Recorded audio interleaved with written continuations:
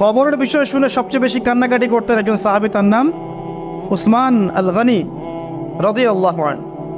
অন্য কোনো বিষয় শুনে তিনি এত কান্নাকাটি করতেন না। এটাই হবে আমাদের জান্নাতের টুকরা অথবা জাহান্নামের গর্ত। আল্লাহ পাক সবার কবরকে জান্নাতুল ফিরদৌস বানায় দেখ। সূরা মুলক রাতের বেলা যারা তেলাওয়াত করবে ইনশাআল্লাহ তাআলা আল্লাহ পাক তাকে কবরের শাস্তি থেকে বাঁচাবে ইনশাআল্লাহ আযজা ওয়া জাল। সূরা ইয়াসিন আপনার কোরআনের মগজ, প্রাণ, হার্ট, এটা যখন পড়বেন আপনি বুঝতে পারবেন কেন এটাকে হার্ট বলা হয়েছে।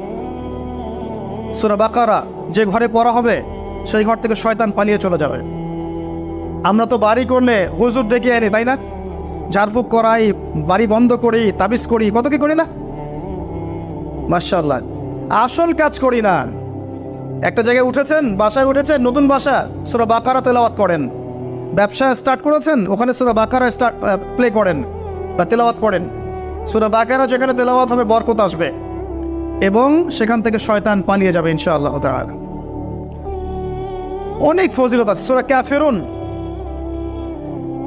ওই যে বললাম 1999 জন মানুষ জাহান্নামে যাচ্ছে, তাদের আমলনামায় কোন পাপটা কমন ছিল জানেন?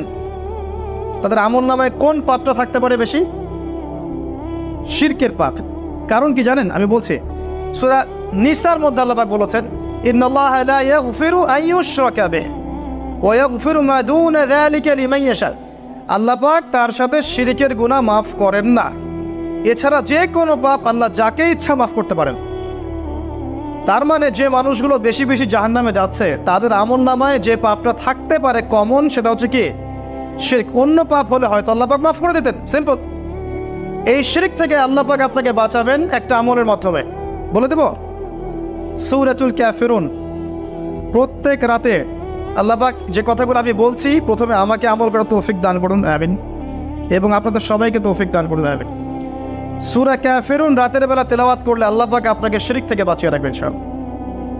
এছাড়াও আরো 3টা ছোট ছোট সূরা আছে, সূরা ফালাক, সূরা নাস, ইখলাস। সকাল সন্ধ্যায় 3 বার করে, ফজরের পর 3 বার, 3 বার, 3 বার, মাগরিবের পর 3 বার, 3 বার, 3 বার। এটা বিকেলেও করা যায়, আসরের পরেও করা যায়।